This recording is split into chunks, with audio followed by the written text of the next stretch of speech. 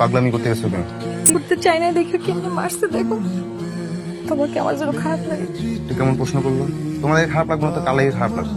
তাহলে চলো আমরা এক্ষুনি বিয়ে করে ফেলাই। আমার কাজকর্ম নাই, বিয়ে করলে তোমার খাওয়ামো কি আমি? কিছু একটা ব্যবস্থা হয়ে যাবে, চলো আমরা বিয়ে করে ফেলাই। চাকরি পাইছো? চাকরি পাইছি কোন কোম্পানিতে? Archi group of company. কোন পোস্টে জব পাইছো? আরে পোস্ট দিয়া তুমি কি করবা? আমার পোস্ট হইলো বসগিরি করা। এটা কেমন চাকরি? তুমি আর আগের মতো আমাকে সময় দাও না। দেখো না কি ব্যস্ত পাই থাকি। রাতে থেকে তাড়াতাড়ি আসতে পারো, আমি তো না খায় বসে থাকি। হ্যাঁ নিলেই হয়।